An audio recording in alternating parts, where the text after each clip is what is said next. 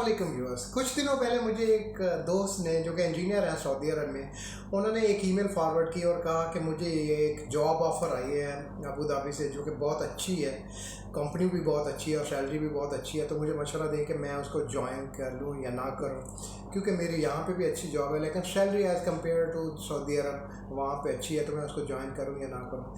खैर मैंने वो चेक किया और जैसे ही पेपर को चेक किया तो देखा कि वो फेक था। उसके ऊपर जो टेलीफोन नंबर दिया हुआ था वो मोबाइल नंबर है, क्योंकि आउटसाइड द कंट्री जो लोग रहते हैं उनको पता नहीं होता कोडिंग सिस्टम का। तो ये लोग जो फ्रॉडी होते हैं ये मोबाइल नंबर वगैरह अपना डाल के और जो ईमेल आईडी है वो अपना डाल के बाकी किसी कंपनी की डिटेल उठा के इस तरह से फेक जॉब ऑफ़र बना के देते हैं और बाद में फिर उनसे पैसे तकाजा करते हैं और इस तरह से फ्रॉड करने की कोशिश करते हैं।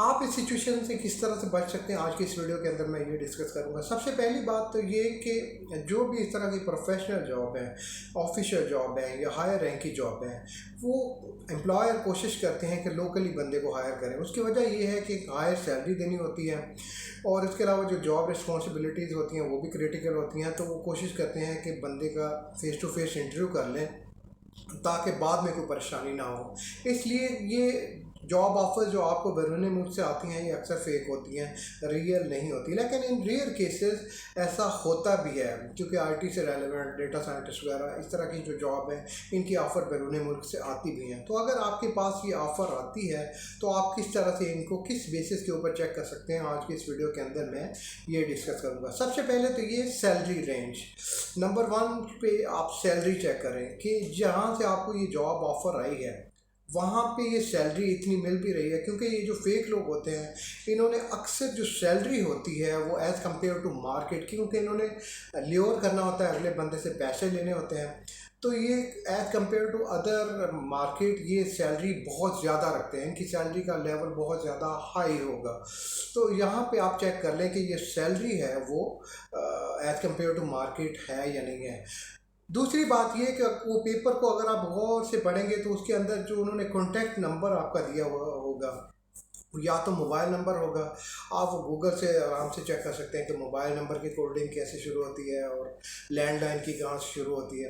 या अगर उन्होंने लैंडलाइन भी दिया होगा तो उस कंपनी का नहीं होगा, उस कंपनी की वेबसाइट पर जाएं, उसका नंबर चेक करें, उस नंबर से मैच करने की कोशिश करें, वो नहीं होगा। प्लस जो ईमेल आईडी है वो भी आप चेक करें, उन्होंने या तो याहू का या जीमेल का या ईमेल का या किसी भी और का दिया हुआ होगा, वो असल नहीं होता। डिटेल्स असल कंपनी की ही वो यूज़ करते हैं, लेकिन अपना जो कॉन्टैक्ट है वो अपना देकर और इस तरह से बाद में आपसे पैसे मांगने की कोशिश करेंगे।